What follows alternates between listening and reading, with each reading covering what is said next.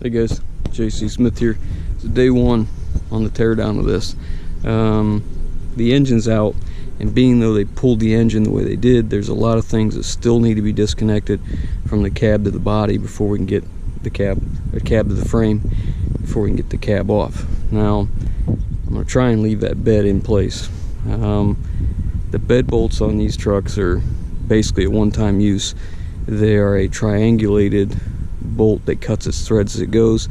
Typically they don't come out. You bust a bunch of bits. I'm going to try and leave that bed in place. I don't really have a need to take it off. I'm going to try and get this cab off without taking the bed off, which I've done a few times, but it's not exactly easy.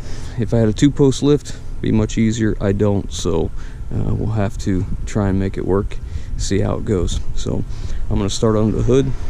This is all the same stuff that you guys have seen in the last one, so I'm going to get everything unhooked and we're going to get this off, and then we'll start changing over pieces and pulling out the stuff that we don't want left on here. So let's get going.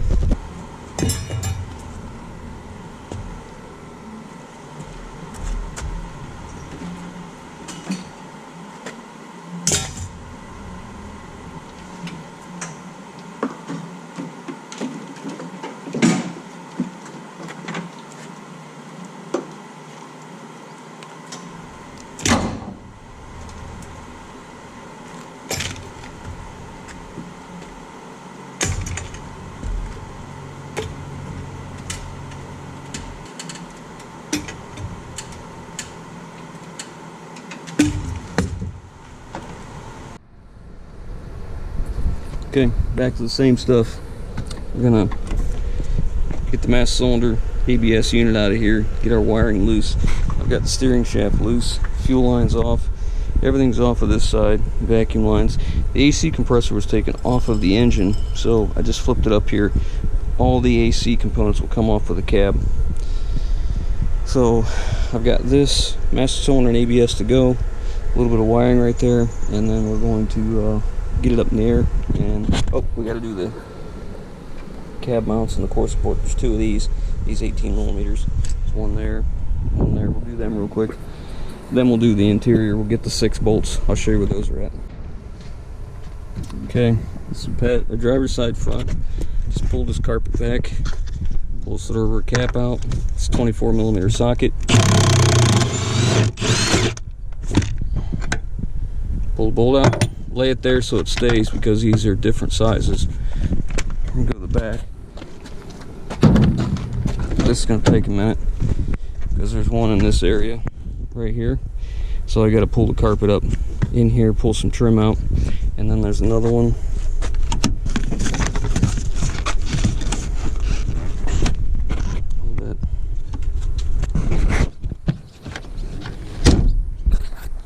Back in here behind the seat, so you got to remove this tray, and then it's underneath here. She's not sure she can get this clean, so we may have to get new carpet. So we're just going to go ahead and take all the front seats out, probably take the back out too, and then we get to the body mounts. Okay, these are power seats, and most of the wiring is disconnected, so I just took my jumper box,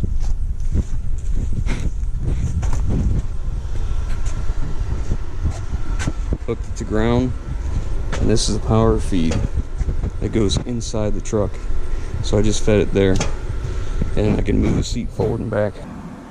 It's moving, it's slow. My jumper pack's a little low. But anyways, it'll let me move the seat so I can get it out, so I can get to the bolts.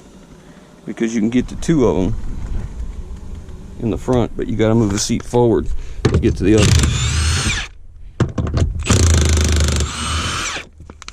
There's those 2. I'll roll all the way forward. Alright, pull these off.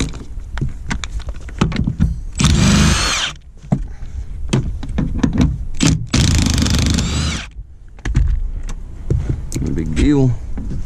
One plug underneath. So let me get this out. This is passenger front body mount.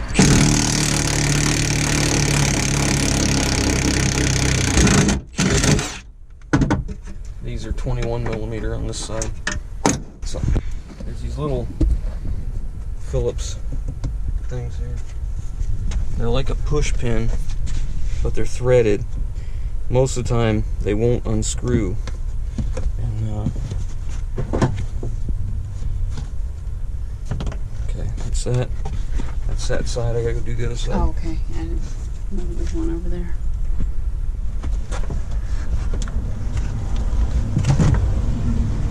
Carpet's filthy.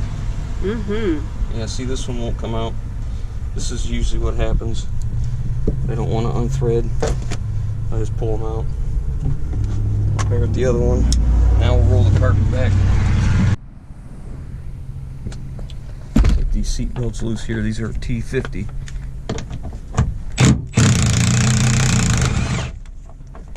That's what I like about Southern vehicles, huh? Mm-hmm. Another plug right here.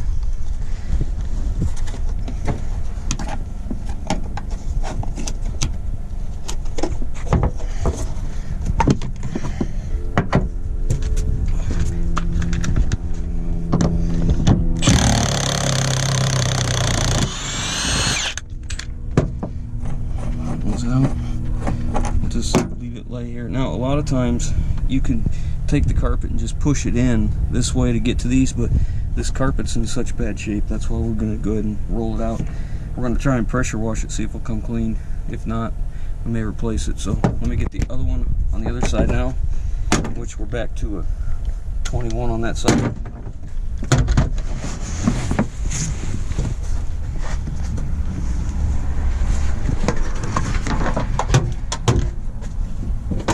The dirt. No rust, just dirt.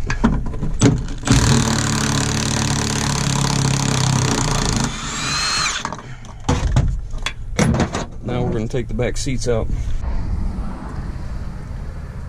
Okay, so the back seats, you got 3 bolts, one here, one over there, one over there, and you got bolts under, nuts under here. 18mm ratcheting wrench works pretty good. Take the nut off.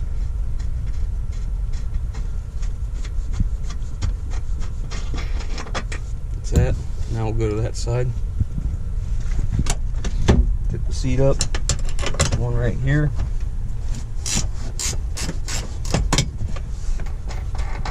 Be careful reaching underneath there. We found utility knives and stuff like that too, so you never know what's lurking underneath there. Found a cute little pocket knife in that one. Yeah. Where's that at now? In my purse. Okay. That's it for the seats. Now you can lift them up and carry them out. We usually separate these because there's a pin right here. So we'll separate these. So let us get these out.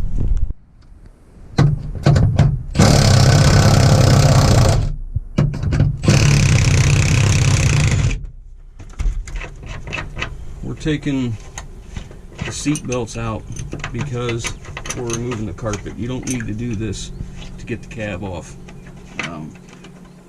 You can just pull the carpet up out of the way. And stick these back on here. These are little retainers to hold that foam, piece of foam in there. Lock those back together. Alright, so we got the black tray out. It's got these little, can you see these nut inserts? These little inserts here. As they put them in, they kind of swedge in the bottom in between the sheet metal to hold it. But these things always strip out at least one, and this one did here. It's a pain in the butt to deal with. But now we're back to this. I'm at 24. For whatever reason, these back ones tend to spin.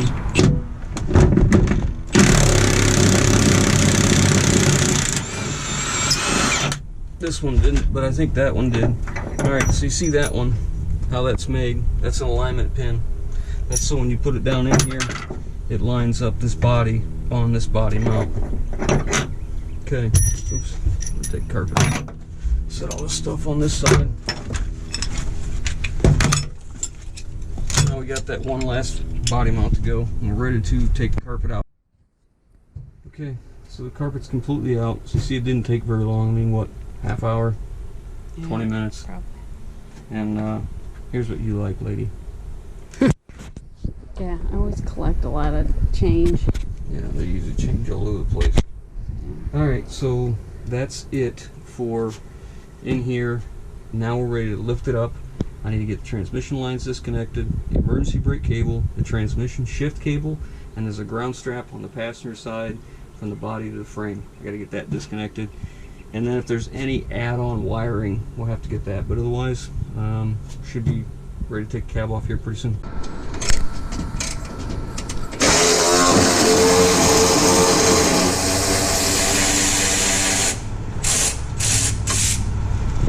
We decided to take the front bumper off since it's already loose. That way it won't get messed up when we lift the cab off.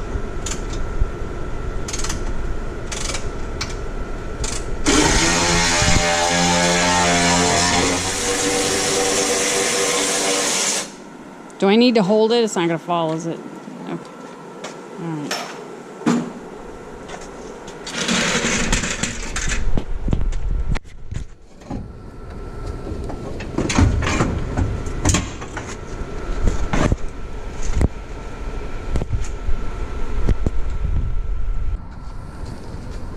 Alright, first is the transmission lines on the body. We got those. Now we need ABS lines. One for each front wheel here. It's right up in here. So this one right here. See how this is part of the body, this is part of the front axle. The other side.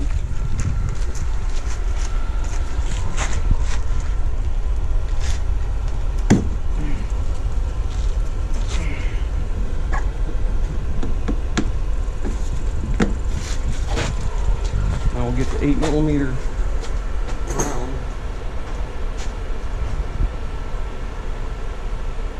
Over here on the body.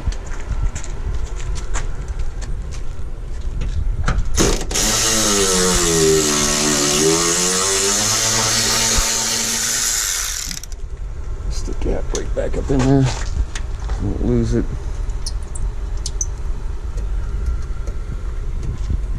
Okay. Now, transmission lock shifter.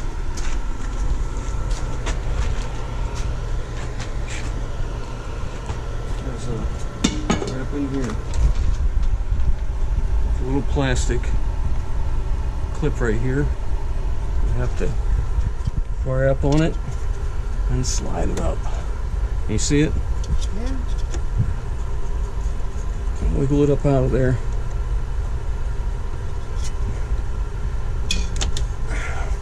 That's what it is. Pop that off there, and then it's mounted up here in a bracket. You have to pop it out of there too. There we go. Pretty tight right there. This is electric shift forward drive, so we don't have to mess with the lever for the shifter on the body. So the last thing we need to do underneath here is the parking brake cable. So I got that up against that bolt there. Try and do this.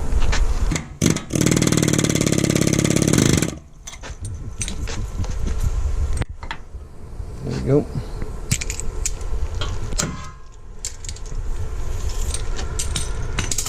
Just take this part loose here. The little plastic clips that are holding it in the frame. And a little push. Make sure you pull that thing out all the way. That's it. We're done. We're ready to lift the cab.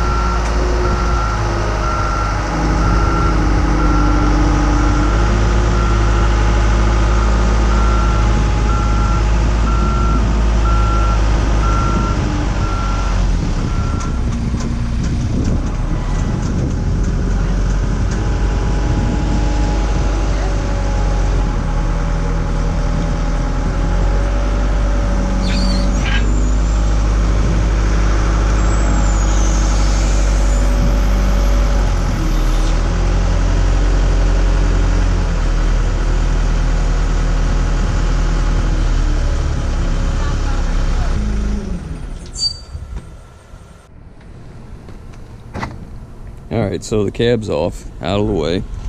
Now we can move on to the transmission transfer case. Those both got to come off because I'm not using that transmission because I have no idea what the condition is. We are going to leave the wiring because this is the wiring we need because it has everything for the four-wheel drive. You can see it's electric shift. This is unplugged, which only tells me that more than likely that motor is no good. So we'll probably have to get one of them. So what we're going to do next is take front drive shaft loose, rear drive shaft loose, transmission mount, and we'll get our fuel lines, pressure return line, or actually pressure and vent is what it is. Get these out of here. I'm just going to disconnect them right here. We're going to use the ones that are on the transmission already, and we'll work on that, and then we'll take the Y pipe out. We're going to remove that. We're going to use the one we got, the one that's on that motor. I got to get these transmission lines out. They're supposedly a quick disconnect, but they usually fill full of crap. So usually what I do is take a blowgun,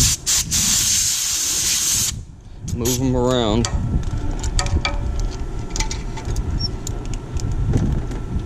look, there's water in that. There's another reason why you can't trust that transmission. There's water in that line.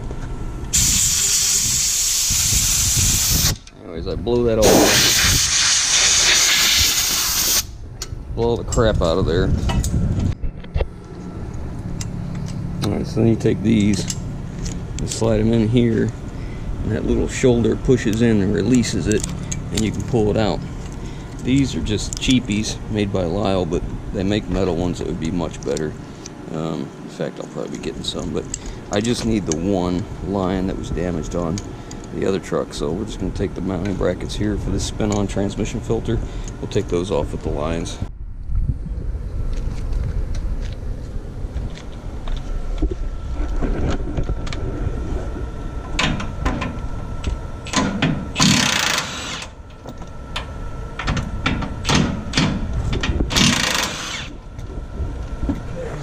Transmission mount nuts. As far as I know, transmission transfer case ready to come out. Only left is the Y pipe.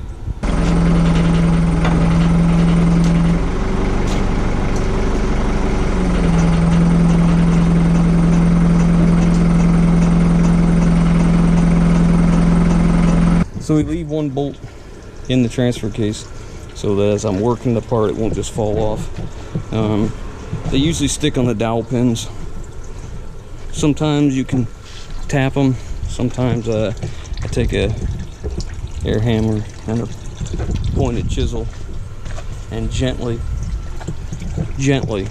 tap them this way, because you can break this and you can break the transfer case housing itself. I'm just going to stick a plug in this now and plug in that one, even though basically the transmission is junk as far as I'm concerned. As you saw when I pulled off the transmission lines and I turned them upside down, they had water coming in them, and the reason that's a big deal is because it's my understanding that the clutch friction material is held on with an adhesive that is water soluble. So if you get water in transmission, the likelihood you're gonna have problems pretty high. I wouldn't trust the transmission that was open like that anyway, so we're just gonna use the other one. So let's get these things plugged up. We'll get that transfer case off here. The frame's ready. We're gonna move it over out of the way with the grate all, and we're gonna start pressure washing.